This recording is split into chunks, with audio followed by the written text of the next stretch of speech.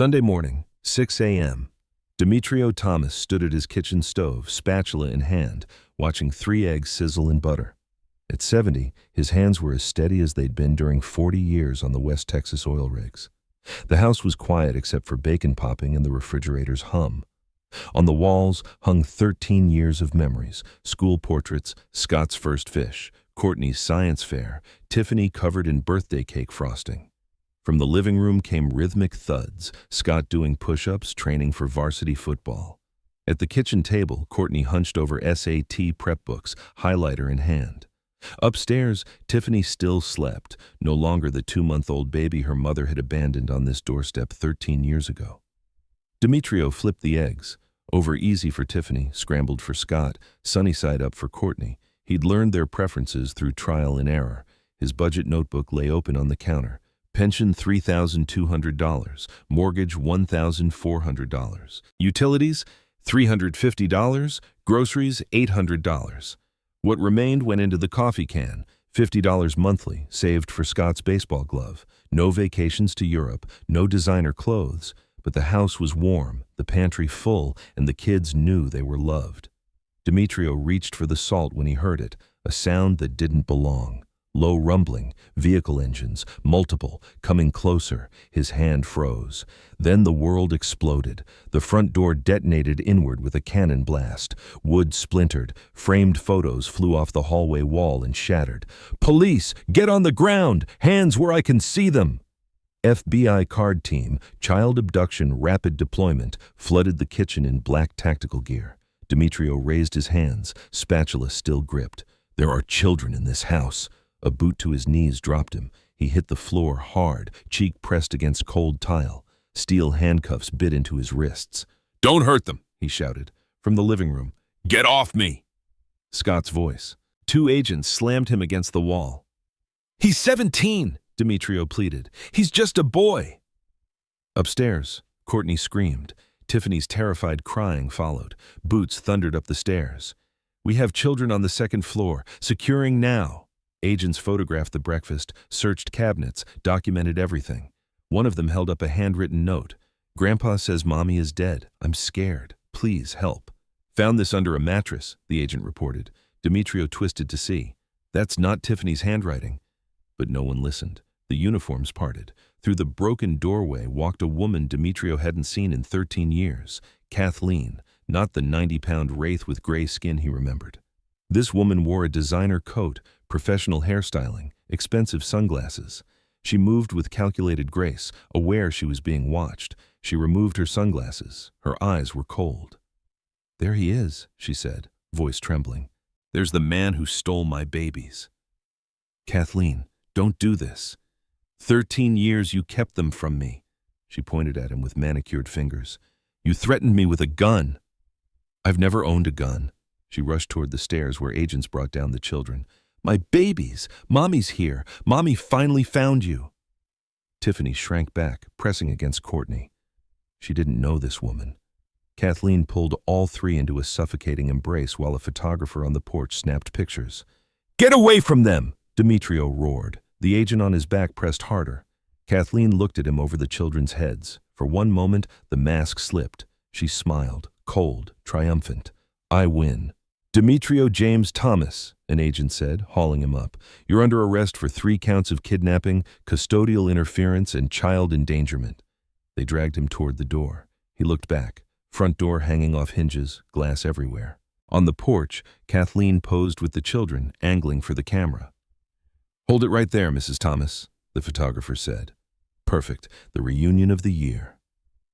Flash bulbs popped, blinding white. The car door slammed shut. Demetrio's world went dark. The interrogation room smelled like industrial cleaner. Fluorescent lights hummed overhead. Demetrio sat cuffed to a table ring, shoulder throbbing. 2 detectives entered. "I'm Detective Frank Riley. This is Detective Linda Hayes." Riley slid a photograph across the table. Young Kathleen with a black eye, face bruised. "Ms. Thomas says you did this to her 13 years ago." Demetrio studied it. "That was from her boyfriend Travis Miller. He beat her when she couldn't pay for his meth. Check County General Hospital records from August 2011. Hayes made a note. Riley showed him the handwritten note. "Is this your granddaughter's handwriting?" Demetrio leaned forward. Grandpa says Mommy is dead. I'm scared. That's not Tiffany's handwriting. She writes in print, all caps. Doesn't know cursive. This is cursive. Hayes frowned, examining it closer. Where'd you find that? Under a mattress in the children's room. It's planted. Someone put it there during a utility check or meter reading. Did Kathleen report any service calls to my house recently? The detectives exchanged glances. Hayes checked her tablet. Our records show Scott, Courtney, and Tiffany enrolled in local schools. Teachers know them. This doesn't match Ms. Thomas's claim you kept them hidden. Because I didn't. I raised them normal. School, sports, everything documented for 13 years. Riley leaned back. Then why does Ms. Thomas have sworn statements from witnesses saying she hasn't seen her children because you threatened her? Let me guess. Dale Peterson, my neighbor. Riley's poker face cracked. How'd you know? Dale's underwater on everything. Truck repossessed 3 weeks ago. If someone paid him to lie, he would. Check his bank account. Bet there's a sudden deposit. Hayes tapped notes. You're making serious accusations, Riley said, but you're the one facing federal charges. Check the probate court in Dallas, estate of Jackson Cole. My grandchildren are heirs to a trust fund worth $18.5 million. The room went quiet. That's quite a coincidence, Hayes said slowly. It's not a coincidence, it's the reason. Kathleen didn't come back for the kids. She came back for the check. Riley stood. We'll verify everything, but you need a lawyer. They left him alone. Hold on, kids. I'm coming for you. By 11 a.m., Kathleen stood on the police station steps, microphones thrust forward. She'd changed into a simple gray cardigan, hair in a loose bun, minimal makeup, eyes red-rimmed. Next to her stood Sterling Brooks, silver hair, $1,000 suit, billboard trustworthy face. Ms. Thomas, what happened 13 years ago? Kathleen's voice trembled. I was in a dark place, postpartum depression, abusive relationship. I needed help. I went to rehab, 6 months in New Mexico. When I completed it, clean and ready to be a mother, I came back. She paused, dabbing tears. But my father told me the children were better off without me. He said I was poison. He had a shotgun. He said if I tried to take them, he'd disappear with them. I was terrified. I was weak. I stayed away because I thought that's what was best. Sterling stepped forward. Ms. Thomas completed rehabilitation in 2011. We have documentation. She's been sober 12 years, works as a medical billing specialist. Stable home, steady income. She wants a chance to be the mother she couldn't be before. What about the kidnapping charges? 3 weeks ago, Miss Thomas discovered her children were enrolled in school here. Mr. Thomas had told her they were homeschooled, moved frequently. But they've been here in plain sight. She filed for custody through proper channels. Before the hearing, Mr. Thomas panicked and tried to flee. She had no choice but to involve law enforcement. Did he really threaten her with a gun? Kathleen's face crumpled. I don't like to talk about it. My father has PTSD from the oil rigs. He's not bad. He's sick. He needs help. I just want my babies back safely. She clutched a rosary. Never been religious a day in her life. What's next for you? Kathleen looked into the camera. Healing. They've been through trauma. I just want to hold them and help them feel safe. The press conference ended. Kathleen and Sterling walked to a waiting town car. Inside, Kathleen's tears dried instantly. She checked her reflection, touched up mascara. How'd I do? Perfect, Sterling said. Public opinion's on your side. Kathleen smiled, cold, not vulnerable. When do I get the kids? Temporary custody hearing this afternoon. You'll have them by tonight. And the trust fund? Probate hearing Tuesday. Once we secure sole guardianship, management fees start immediately, $500,000 a year plus the Highland Park estate. Kathleen leaned back in leather seats. 13 years. Should have done this sooner. Sterling glanced at her, something uncomfortable flickering across his face. But he said nothing. The car drove toward the Ritz-Carlton, where 3 terrified children waited. The courtroom was small, windowless, oppressively warm. Demetrio's public defender, Jake Morrison, 28 and nervous, shuffled papers. This doesn't look good, Jake whispered. Federal charges, alleged weapon threats. I don't own a weapon. All rise. Judge Karen Wu entered, 60-something, severe gray hair, no-nonsense demeanor. Bail hearing for Demetrio James Thomas. How does he plead? Jake stood. Not guilty on all counts, Your Honor. The prosecutor stood. The people request no bail. He's a significant flight risk. Federal charges carry 20 years minimum. What means? Jake interjected. My client lives on a $3,200 pension, owns a mortgaged house worth under $200,000, no passport, no criminal record, 30 years in the same community. Evidence of flight risk? The prosecutor pulled a document. Ms. Thomas testified Mr. Thomas previously threatened to disappear with the children. That's a lie, Demetrio said loudly. Mr. Thomas, Judge Wu snapped, do not speak unless addressed. Mr. Morrison, control your client. Judge Wu reviewed the evidence packet, photos, planted notes, statements. Her expression remained neutral. Bail is set at $500,000 cash. Ankle monitor, no contact with alleged victims, daily probation check-ins. Gavel bang. Next case. Jake looked defeated. We can file for reduction, but it'll take a week, maybe 2. Where are my grandchildren? Temporary custody granted to Ms. Thomas. They're at the Ritz-Carlton with CPS supervision. The Ritz-Carlton? On what money? Jake looked at him. You mentioned a trust fund in your interview. Is that real? $18.5 million. Kathleen wants guardianship to control it. Jake's eyes widened. Do you have proof? I have proof of everything. I just need to get to it. How? I need to make a phone call. They took him to a holding cell. Concrete box, steel bench, broken toilet. Other inmates eyed him. Child crimes made him the lowest. Demetrio sat and worked through the puzzle. Kathleen left with Travis. Junkie, no money. Where'd she get cash for Sterling Brooks? His retainer alone is $25,000 minimum. She says she's been sober 12 years, working medical billing. That's $45,000 yearly. After expenses, no way she saved enough for this. Designer clothes, Ritz-Carlton suite, hired photographer. What happened 3 weeks ago? He remembered. Scott mentioned a man at football practice taking photos. Not a parent, just watching. Demetrio had brushed it off. She hired someone to find them. She's been planning this, which means she had money before filing for custody. The trust. Jackson Cole. He needed someone who could dig into records, find connections. He needed Bobby Wade. A guard walked by. I need to make a phone call. They took him to an old payphone. Demetrio dialed from memory. Wade Investigations. Bobby's gravelly voice. Bobby, it's Demetrio. A pause. Harry, I saw the news. It's lies. Kathleen's back, trying to take the kids. Jesus. I need the envelope, Bobby, the backup plan. Longer pause. You sure? That's nuclear. She's going for full custody. Hearings Tuesday. If I don't stop her now, I lose them forever. Where is it? My bedroom. Floorboard under the rug, east corner. Cigar box. Crime scene tapes up? You'll have to be careful. I'm always careful.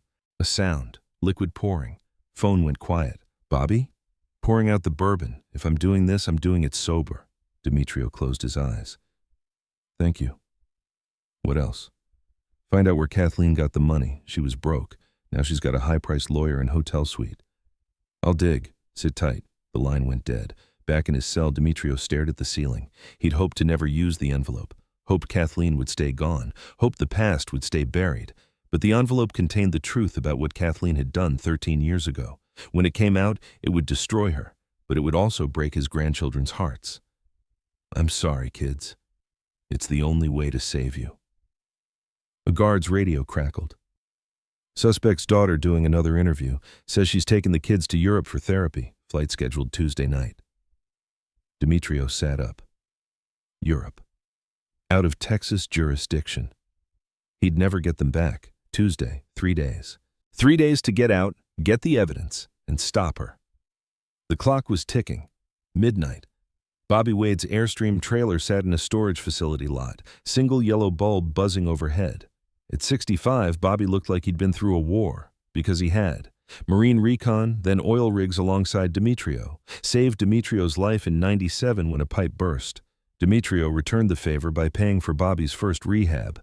3 years sober this time, running a small PI business from the trailer, outdated computers, gray market database access, one wall covered with success stories, found pets, reunited families, exposed fraud. Bobby sat at his desk, staring at the empty bourbon bottle he'd just poured down the sink. For you, old friend, he muttered, going in clear. He grabbed his lockpick kit, a flashlight, and his backup phone. Dimitrio's house was 15 minutes away. When he arrived, crime scene tape fluttered in the night breeze. The smashed front door had been boarded up, but the back window, Bobby knew it never locked properly. He slipped inside, moving silent through the dark kitchen. Glass crunched under his boots. The house felt violated, wrong. Bobby reached the bedroom, pulled back the rug in the east corner, found the loose floorboard, pried it up. Empty. Looking for this? Bobby spun. Two men in tactical gear stood in the doorway, night vision goggles pushed up. Not cops, private contractors. One held up a cigar box. Your friend keeps interesting souvenirs. Bobby's mind raced. I'm just here to check on the house. Save it. The lead merc stepped forward. Mr. Brooks wants to know what's in the box before we destroy it. Sterling Brooks. Kathleen's lawyer knew about the envelope. Don't know what you're talking about. The merc opened the box, pulled out a yellow envelope, held it up to examine in the dim light filtering through the window. Bobby lunged. He was 65 and outnumbered, but Marines don't forget how to fight. He drove his shoulder into the first merc's gut, grabbed for the envelope. The second merc swung a baton. It connected with Bobby's ribs. Crack. Pain exploded through his chest, but Bobby's hand closed on the envelope. He ripped it free, stumbled backward toward the window. Get him! No time to think. Bobby turned and dove through the second-story window. Glass shattered around him. He hit the bushes below, rolled onto concrete. His legs screamed, glass embedded deep in his calf, ribs definitely broken, but he had the envelope clutched against his chest. Boots thundered inside. They were coming. Bobby couldn't run, he couldn't fight, but he could hide. He crawled to the neighbor's porch 3 houses down. The Johnsons, lights off, everyone asleep. Shoved the envelope wrapped in a plastic bag under the porch lattice, northwest corner. Memorized the address, 2847 Cedar Street. The mercs burst out the back door, sweeping flashlights across yards. Bobby lay flat in the Johnsons' flower bed, breathing through his teeth, blood soaking his jeans. They ran past him, checking the alley, searching bushes. He couldn't have gone far. He's bleeding. Brooks is going to be pissed if we don't find that envelope. They searched for 20 minutes. Finally gave up, disappeared into the night. Bobby waited another hour before crawling to the street, found a payphone 2 blocks away, dialed Jake Morrison's number. Tell Dimitrio, he gasped into the phone, Johnson House, 2847 Cedar, under the porch, box is safe. He hung up and passed out on the sidewalk. The Ritz-Carlton presidential suite was a luxurious prison. Scott, Courtney, and Tiffany sat on designer furniture, surrounded by room service menus and flat screens. But the door had an electronic lock, no key card, no exit. A security guard, hired by Sterling, stood outside 24/7. Kathleen had confiscated their phones for their safety. Scott paced like a caged animal. Courtney sat with her arm around Tiffany, who hadn't stopped crying since the raid. I want to go home, Tiffany whispered for the 100th time. I know, sweetie, Courtney said, though her own voice shook. The suite door opened. Kathleen swept in, shopping bags dangling from her arms. Look what Mommy bought. She dumped designer clothes onto the bed. You're going to look amazing for the photo shoot tomorrow. What photo shoot? Scott demanded. People magazine, mother and children reunited. It'll be beautiful. Your story will inspire millions. She held up a dress against Courtney. This'll look perfect on you. We don't want to be in a magazine, Courtney said. Kathleen's smile tightened. Don't be ungrateful. This is exposure, endorsement deals, book deals, maybe a lifetime movie. I want Grandpa, Tiffany said. The smile vanished. Your grandfather is a kidnapper. He's going to prison for a very long time. He's not a kidnapper, Scott stepped forward. You're the one who left us. Kathleen's hand moved fast, a slap across Scott's face that echoed in the suite. He stood there, cheek reddening, eyes blazing. Don't you dare speak to me that way, Kathleen hissed. I'm your mother.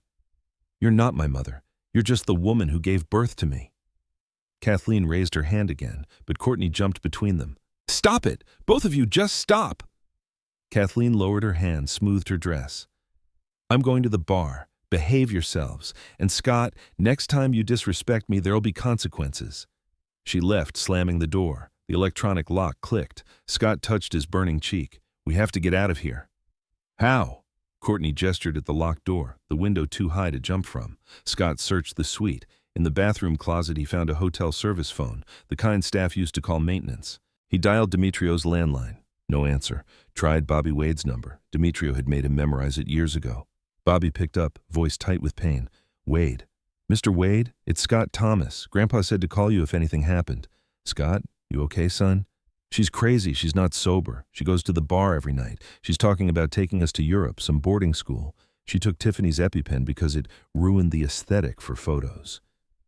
Bobby's voice hardened. Listen carefully. There's a voice recorder app on hotel room tablets under Services. Can you access it? Scott checked the tablet mounted on the wall. Found the app. Yeah. Record everything she says, especially when she's talking to her lawyer. Be smart. Be careful. Your grandpa's fighting for you. I'm helping him. We're going to get you out. Promise? I promise. Bobby spent the next 48 hours in a hospital bed, ribs wrapped, legs stitched, but his laptop never left his side. He started with basics. Kathleen's financial history. 2011, waitress, $18,000 per year. 2012 to 2019, sporadic employment, welfare. 2020 to 2024, medical billing specialist. But the company didn't exist. Shell Corporation. 3 weeks ago, sudden activity. New bank accounts, wire transfers. Bobby tracked the wire source. McIntyre and Sloan Law Firm, Dallas. Estate attorneys. He called a contact, Patricia Trish O'Donnell, paralegal at a rival firm. McIntyre and Sloan handles old oil money, Trish said. Why? Someone got a wire transfer from them, trying to figure out why. Oil money doesn't give away cash, usually estate distributions. Someone die recently? Bobby cross-referenced obituaries with McIntyre and Sloan's client list. Hit, Jackson Cole. Died February 2024, motorcycle accident. Who's Jackson Cole? Trish's voice dropped. Jedediah Stone's secret son. The oil tycoon?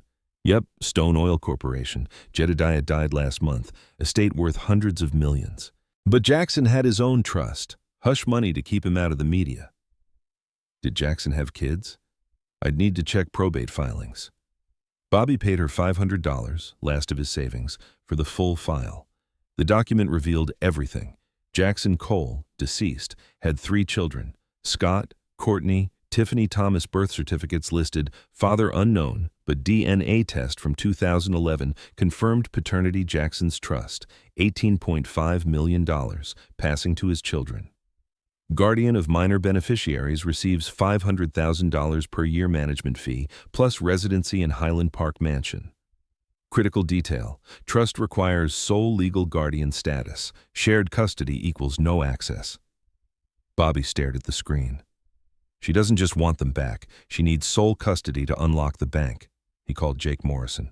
Get Demetrio out, now. I don't care how. Jake Morrison worked a miracle, or maybe just called in every favor he had. Found a bondsman willing to take Demetrio's house as collateral. 72 hours after arrest, Demetrio walked out of county jail wearing an ankle monitor. First stop, hospital. Bobby's room. Bobby looked like hell, broken ribs, stitches covering his leg, bruises turning purple. Sorry, old friend, Bobby rasped. They got to me first. You got the envelope? Johnson House, 2847 Cedar Street, under the front porch, northwest corner, wrapped in plastic. Demetrio gripped Bobby's hand. You crazy bastard. You should have run. And let you down? Not a chance. Bobby handed him a USB drive. Financial records, the whole paper trail, Jackson Cole, the trust, everything. She needs sole custody to get the money. That's why she's destroying you. Shared custody won't work. Trust language is clear. Then we give the judge a reason to keep me in the picture. Bobby's hospital TV was on. Local news. Breaking news. Kathleen Thomas to take children to Switzerland for trauma therapy. Flight leaves tonight from private airfield, 7 p.m. Demetrio's blood went cold. Switzerland? If she gets them out of Texas jurisdiction before the probate hearing, she can file in Swiss courts. You'd never get them back. Demetrio checked his watch. 4:30 p.m., 2.5 hours. Jake's voice on speakerphone. You can't go near her. Restraining order. You'll violate bail. If I don't go, I lose them forever. I can file an emergency motion. How long? Best case, judge reviews it tomorrow morning. The plane leaves in 2 hours. Bobby tossed him truck keys from the nightstand. Go get them, old man. Demetrio drove to 2847 Cedar Street first, the Johnson's porch. He crawled underneath, found the plastic-wrapped package exactly where Bobby said. Inside the cigar box, 1. The original document, handwritten, notarized contract from August 14, 2011. 2. The photo, Kathleen with the Mustang, cash fanned in one hand, baby carrier visible on pavement in background. 3. Bank receipt, $15,000 withdrawal from Demetrio's account, same date. 4. Car dealership receipt, 2011, Ford Mustang, purchased by Kathleen Thomas, $14,500. He read the contract. I, Kathleen Marie Thomas, hereby voluntarily relinquish all parental rights regarding my 3 children, Scott, Courtney, Tiffany Thomas, to my father, Demetrio James Thomas. In exchange, I acknowledge receipt of $15,000 in cash for purchase of a motor vehicle. I will not contact my children or father again. Signed, Kathleen Marie Thomas, notarized by Brenda Kowalski, State of Texas. Everything was there, legal, documented, notarized. It would destroy her. He drove to the private airfield, pushing Bobby's truck to 90 on back roads. 6:45 p.m., private airfield.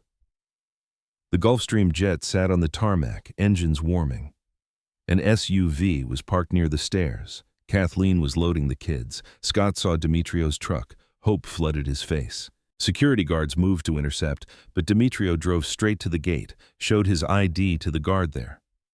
I need to speak to the pilot. It's a federal crime to transport minors across international borders without proper custody documentation. It was a bluff. But the guard radioed the pilot. The pilot came to the gate. What's this about? Do you have a court order granting Kathleen Thomas permission to take 3 minors out of the country? I have her custody papers. Temporary custody, pending a hearing. If you take off with those kids, you're complicit in international parental kidnapping. You'll lose your license. The pilot hesitated. Kathleen saw what was happening. She screamed at the pilot. He's lying! He's the kidnapper! Take off now! Ma'am, if there's legal ambiguity, I can't risk my license. I said, take off! She grabbed Tiffany's arm, tried dragging her toward the plane stairs. Scott physically pulled Tiffany away, got between them and Kathleen. Kathleen slapped Scott, hard, in front of everyone. The security guards saw it. They hesitated. This wasn't a loving mother. Police sirens wailed. Jake had gotten an emergency stop order. Sheriff's deputies screeched into the airfield. Ma'am, step away from the minors, a deputy commanded. Kathleen's face twisted. They're mine. I'm their mother. You're in violation of supervised visitation terms. You were required to have a CPS monitor present. They handcuffed her, not for everything yet, but enough. Kids released to CPS temporarily, but Demetrio got 30 minutes with them first. Scott slipped him a tablet. Grandpa, everything you need is on here. Demetrio pulled all 3 into a hug. I'm getting you back, I promise. As CPS took them to a temporary foster placement, Demetrio heard a deputy's radio. Probate hearing moved up. Emergency session tomorrow, 9 a.m. Tomorrow, not Tuesday. Demetrio looked at Jake. I'm representing myself. That's insane. She thinks I'm just a poor old man. She forgot who taught her how to survive. He clutched the cigar box and the tablet. He had 12 hours to prepare. The war was about to begin. County Courthouse, 9 a.m. Judge Karen Wu presiding, the same judge who'd set Demetrio's bail. The gallery was packed. Media, neighbors, child welfare advocates, reporters with cameras pressed against the back wall. At the plaintiff's table sat Sterling Brooks in a $3,000 suit. The chair beside him, where Kathleen should have been, sat empty.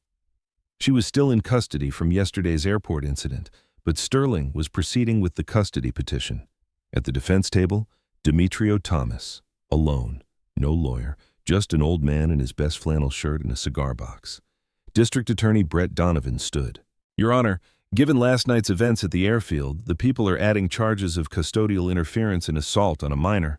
Mr. Donovan, Judge Wu interrupted, we're here for the custody hearing and Mr. Thomas's criminal case. Let's address them in order. Mr. Brooks, your opening statement. Sterling stood, commanding the room. Your Honor, this case is about redemption. Kathleen Thomas is a recovered addict who completed rehabilitation 12 years ago. She's been sober ever since. She works steadily. She has stable housing. Yes, she made mistakes when her children were young, mistakes born of illness, not malice. She sought help. She got clean. He gestured toward the empty chair. When she was ready to reclaim her role as a mother, her father blocked her with threats and violence. The defense will try to paint her as a villain, but addiction is a disease. Recovery is real. Redemption is possible. Ms. Thomas deserves a chance. It was a good speech. Sterling believed every word. He'd been manipulated masterfully. Judge Wu turned. Mr. Thomas, your opening statement. Demetrio stood slowly, knees creaking. He looked directly at the judge. Your Honor, I'm going to prove 3 things today. 1, Kathleen Thomas voluntarily relinquished her parental rights 13 years ago in exchange for cash. 2, she only returned when she discovered her children are heirs to an $18.5 million trust fund. 3, she has no interest in being a mother. She wants to be a paycheck. He paused. I will show you the receipts. Sterling called his first witness. The defense calls Dale Peterson. Dale shuffled to the stand, mid-40s, weathered face, nervous energy. He wouldn't look at Demetrio. Mr. Peterson, you live near Demetrio Thomas, correct? Yes, sir, 2 houses down. In your sworn statement, you said you heard children screaming at night. You witnessed Mr. Thomas acting violently. Please elaborate. Dale swallowed hard. I heard yelling, late at night, kids crying. I saw him grab the oldest boy once, real rough. Murmurs in the gallery. Your witness, Mr. Thomas, Judge Wu said. Demetrio stood, walked toward the witness stand. No theatrics, just a tired old man seeking truth. Dale, how much did she pay you to say that? Objection, Sterling jumped up. Your Honor, that's… What? No one paid me nothing? Dale stammered. You sure? Demetrio pulled a paper from his pocket, Bobby's investigation notes. Because 3 weeks ago your truck got repossessed. You owed $8,000. Yesterday you paid it off, in cash. Where'd the money come from? Dale's face went white. I got a loan. From who? Family. Your mother died in 2019. Your brother's in Huntsville State Prison. You have no other family. Try again. The courtroom went dead silent. Dale's hands shook. She said it was just to help her get her kids back. She said you were keeping them prisoner. I thought… Your Honor, Judge Wu's voice cut like ice. Did Ms. Thomas pay you to give false testimony? Dale collapsed. She said it was for my time, for expenses. I didn't know she was lying. Sterling shot to his feet, face pale. Your Honor, I was not aware of any… Sit down, Mr. Brooks. Judge Wu's expression could freeze fire. We'll address this later. Kathleen had manufactured evidence, paid witnesses, planted notes, built her case on lies. Sterling looked at his empty client chair, realization dawning. He'd been used. Your Honor, Demetrio said, I'd like to enter evidence. He opened the cigar box, pulled out the yellow envelope, worn and creased from 13 years under a floorboard. The courtroom leaned forward collectively. Demetrio unfolded the document. His hands were steady now. This was the moment he'd dreaded and prepared for since the day Kathleen abandoned her children. Your Honor, I'd like to read into the record a notarized document dated August 14, 2011. Judge Wu nodded. Demetrio's voice filled the courtroom. I, Kathleen Marie Thomas, being of sound mind, do hereby voluntarily and permanently relinquish all parental rights and responsibilities for my 3 children, Scott Andrew Thomas, Courtney Lynn Thomas, and Tiffany Rose Thomas, to my father, Demetrio James Thomas. Gasps rippled through the gallery. In exchange for this transfer of rights, I acknowledge receipt of $15,000 in cash to be used for the purchase of a motor vehicle and personal expenses. Reporters frantically scribbled notes. I swear that I will not contact my children or my father again. I understand this decision is final and irrevocable. I make this choice freely, without coercion, because I am unable to be the mother they need. They deserve better than me. His voice caught slightly on that last line. Even Kathleen had known, in that moment of clarity, what she was. Signed, Kathleen Marie Thomas. Notarized by Brenda Kowalski, Notary Public, State of Texas. Silence. Complete suffocating silence. Sterling stood, but his objection sounded hollow. Your Honor, this document is highly irregular. Parental rights can't simply be signed away. It's notarized, Demetrio said, Witnessed. Legal. He pulled out the corroborating evidence. 1. Bank withdrawal slip. $15,000 from Demetrio's account, August 14, 2011. 2. Car dealership receipt, 2011 Ford Mustang, purchased by Kathleen Thomas, $14,500, same date. 3. The photograph. Demetrio held up the photo. The image showed Kathleen leaning against a cherry-red Mustang convertible, sunglasses on, wide smile. In one hand, she fanned out $100 bills. In the other, car keys dangled. In the background, slightly out of focus on the burning concrete, a baby carrier. And inside it, 2-month-old Tiffany, face red from crying in the Texas heat, while her mother posed with her new car. Judge Wu took the photo, studied it. Her jaw tightened visibly. She looked at the notarized document again, checked the signatures, the seal, the dates. Everything matched. Everything was legal. She looked up, and when she spoke, her voice trembled with barely controlled anger. "Mr. Brooks, did your client inform you of this document's existence?" Sterling looked at the evidence, then at the judge. His professional composure cracked. "No, Your Honor, she did not." "Did she tell you she voluntarily relinquished her rights in exchange for a car?" "No." "Did she tell you she abandoned an infant on pavement to take a photograph with money?" "No, Your Honor." Sterling's voice was barely a whisper now. Judge Wu set the photo down like it burned her fingers. The truth wasn't just that Kathleen abandoned her children. She sold them for $15,000 in a convertible. "Your Honor," Demetrio said, "I have one more piece of evidence. I'd like to call Scott Thomas to the stand." Sterling objected weakly. "The child has been traumatized. He's 17, Judge Wu said. He can testify if he chooses. Scott, do you want to speak?" From the gallery, Scott stood. "Yes, Your Honor." He walked to the stand, tall and steady, not a scared kid anymore, a young man protecting his family. Demetrio approached him gently. "Scott, when did you last see your mother before 3 weeks ago?" "When I was 4. She left us at Grandpa's house and never came back." "Did she ever call, write, send birthday cards?" "No, sir." "In the past 3 weeks, has she shown interest in you as people or as something else?" Scott's jaw tightened. "She called us investments, said we were her golden tickets." "Objection," Sterling said. "Hearsay." Scott reached into his pocket, pulled out the hotel tablet. "It's not hearsay if I recorded it." The courtroom erupted. "Order!" Judge Wu slammed her gavel. "Climax number 3, the recording." Scott connected the tablet to the courtroom's audio system. His hands shook slightly, but his voice was firm. "This was recorded 2 nights ago in the hotel suite." He pressed play. Static. Then Kathleen's voice, crystal clear. "Kathleen." "Sterling, when do I get the management fee?" Sterling's voice. "As soon as probate court confirms your guardianship, Tuesday." Kathleen. "And the kids, when can I send them to boarding school?" Sterling, hesitant. "Kathleen, you said you wanted to be a mother to them." Kathleen, laughing. "I want their money. The kids are baggage. I'll visit them twice a year, ship them off to school, and live in the Highland Park mansion. That's the deal." Sterling, concerned. "That's not what we discussed." Kathleen. "Oh, relax. I'll play devoted mother for the cameras. But once the check clears, I'm done. Let nannies raise them." Pause. Sound of ice clinking in a glass. Kathleen wasn't sober. Kathleen continued.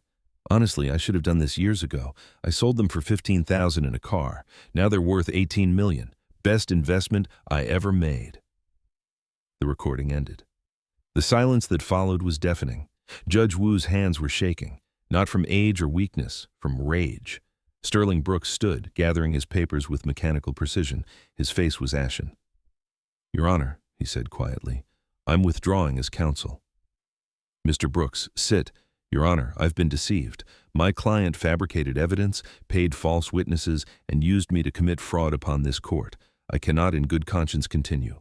I will cooperate fully with any investigation into my conduct, but I will not represent this woman another moment." He walked out. The door closed behind him with a final click. Judge Wu turned to the bailiff. "Bring Ms. Thomas from holding." They brought Kathleen in wearing an orange jumpsuit, hands cuffed. She'd heard none of the testimony. seen none of the evidence. "Ms. Thomas," Judge Wu said, voice like winter, "this court has heard testimony regarding a notarized document from 2011 in which you relinquished parental rights in exchange for $15,000. Is that your signature?" Kathleen's eyes darted to Demetrio, saw the envelope. Her face went white. I was coerced. I was on drugs. I wasn't in my right mind." "The notary certified you were competent. You passed a sobriety verification, standard protocol for custody documents." "He forced me." "We also have a recording, Ms. Thomas. Would you like to hear yourself discussing your children as investments?" Kathleen's composure shattered. "They are mine. I carried them for 9 months. They owe me." "Bailiff, restrain the defendant," Kathleen screamed, raw, hateful. "You're all against me. That money is mine. I deserve it." The bailiff moved toward her. She thrashed, shouting obscenities that made the court reporter wince. Judge Wu waited until Kathleen was subdued. "Ms. Thomas, you are remanded to county jail pending criminal charges of perjury, witness tampering, fraud upon the court, and child endangerment. The state bar will investigate Mr. Brooks's conduct, though preliminary evidence suggests he was deceived." She turned to Demetrio. "Mr. Thomas, all charges against you are dismissed with prejudice. Full legal custody of Scott, Courtney, and Tiffany Thomas is granted to you, effective immediately."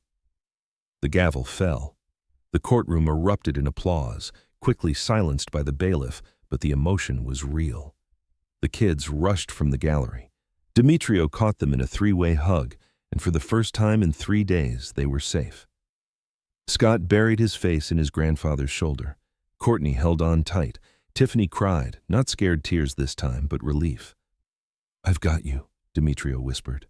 "I've got you, and I'm never letting go." As Kathleen was led away, still screaming, Demetrio didn't watch. He didn't need to. She'd made her choices 13 years ago, and again 3 weeks ago. Now she'd live with the consequences. 6 months later. The RV was parked at Big Bend National Park, Texas, 40 feet of rolling freedom, purchased with a portion of the trust management fee. Demetrio was now legal guardian, which meant he received the $500,000 annual stipend, but $450,000 went right back into the trust for the kids' futures. The remaining $50,000? That bought the RV, covered expenses, and gave them something Kathleen's millions never could: freedom. Demetrio sat in a folding chair on the edge of a canyon, watching the sunset paint the rocks in impossible colors. Scott was teaching Tiffany how to roast marshmallows without setting them on fire, though she seemed determined to burn hers anyway. Courtney lay in a hammock, reading a book, feet propped up, peaceful in a way she hadn't been since she was small. "Grandpa," Scott called, "you think she'll ever change?" Demetrio considered the question. Kathleen was serving 15 years for fraud, perjury, and witness tampering. The recordings had sealed her fate. "I don't know, son, but that's not our problem anymore."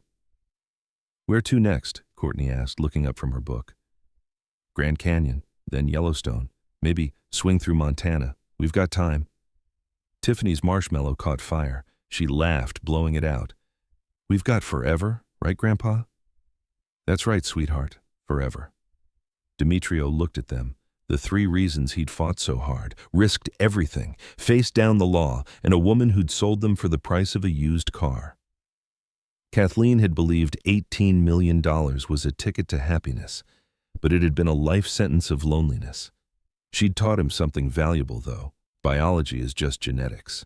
Family is a choice. Family isn't who gave birth to you. It's the person who stays when the storm hits, who sells their truck to pay your debts, who stands between you and the world to keep you safe. Demetrio would rather live in a cramped RV, filled with his grandchildren's laughter, than in a silent mansion counting money. Because loyalty is the one thing you can't buy. The sun dipped below the horizon. Stars began to emerge, countless and bright. "Come on, kids," Demetrio said. "Let's get that fire going. I'll tell you about the time your grandmother and I drove Route 66 in a car held together with duct tape and prayers." They gathered around as he spoke, and the only sounds were crackling flames, distant coyotes, and the comfortable rhythm of a family that had survived hell and come out stronger. They were home. Not because of where they were parked, but because they had each other. And that was worth more than all the money in Texas.